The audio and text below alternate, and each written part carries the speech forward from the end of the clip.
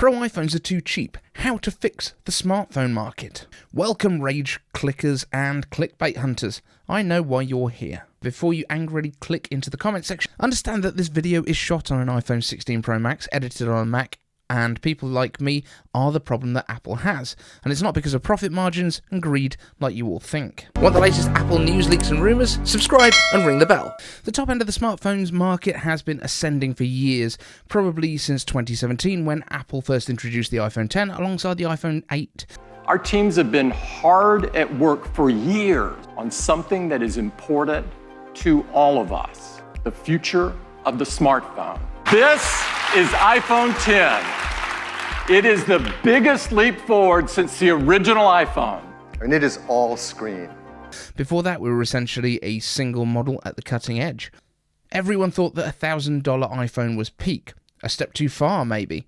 But it brought the first almost full-screen design, pushing up and down where the bezels once were, leaving just the notch for the front camera, but also room for the new FaceID array, allowing far better security, as well as the TrueDepth camera that made real-time Memoji a possibility too. This split went on to become the difference between the Pro and base iPhones, but looking back at the origins of the names that Apple uses, perhaps we have more of an issue than we thought.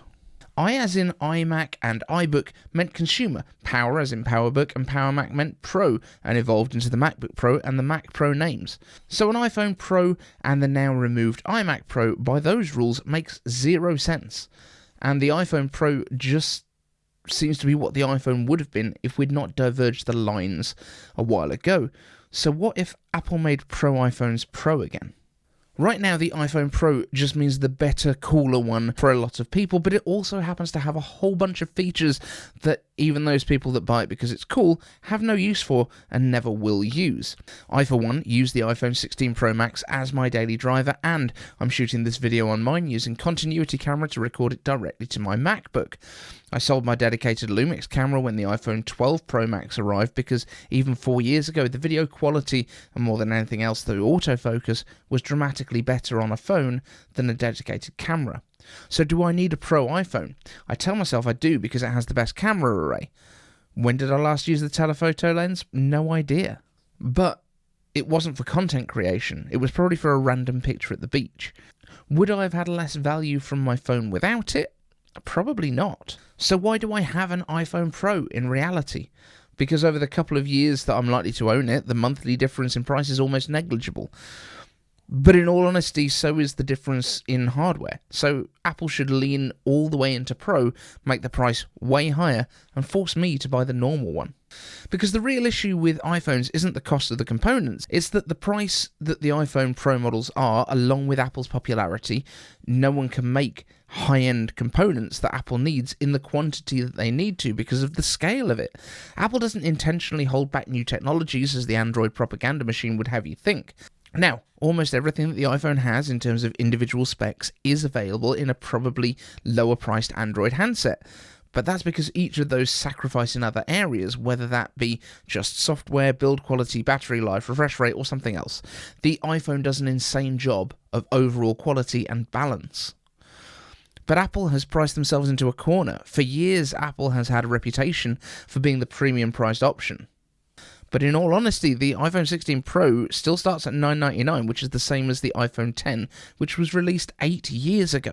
But with a dramatically faster chip, more RAM, more storage, better display, better camera, newer design, faster wireless, and all of the other stuff. But if Apple went all in and said, iPhone is for everyone, iPhone Pro is just for the small segment, and made the Pro more than twice the price of the regular version, more like the MacBook Pro is compared to the MacBook Air, the majority would buy the iPhone. And right now we're on the verge of a brand new iPhone SE, which is going to be so much better than it has been in the past, with an all-screen design, basically looking a lot like the iPhone 10 that we've had in the past with a single camera, but that single camera is going to do really well. It's going to have a current processor and all of the rest. But if Apple did lean into the iPhone Pro, then it could really push the limits. New display technologies, more experimental cameras, lower yield components, just like Android can. Maybe even folding displays if anyone actually wants them, which the 1.5% market penetration suggests they really don't. But Apple could be weird and cool again, just like they were with the iMac G4, allowing the eMac to fill the lower end of the market and pushing the real innovation and design excellence for those of us that could make use of it and were prepared to pay for it.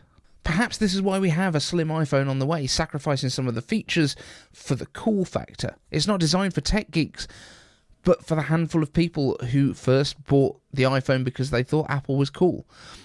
Or the gold first generation Apple Watch, because those who are crazy enough to think they can change the world are the ones who do. So could this crazy slim iPhone that is going to be around the price of a Pro iPhone, possibly even more, be a forebear for a much more expensive iPhone Pro that is really just for people that need Pro RAW photos and ProRes video and incredibly high bit rates? Because I tell you for one thing, most people who buy an iPhone Pro right now have no interest in that. They would like their video to look a little bit better, but they're not going to sacrifice the amount of storage that it takes to get slightly better color depth, because it doesn't matter to them when they're taking pictures of their kids. But go all in, Apple. Let's just go weird. Let's go super high-end with the Pro phones. Let's have a cool Air kind of model in the middle and a basic phone and the SE if you really want. Let's dominate the market. Let's do it all. But have the really weird one at the top that costs a lot of money and doesn't appeal to everyone, because that's how you push the limits. Just like my patrons push the limit by supporting me to make very few videos at the minute. That is going to change. Don't worry. There is a lot of planning in place. Things are going to get big. Thank you so much for watching. Thank you to the Patreons, and I will see you all in the next one.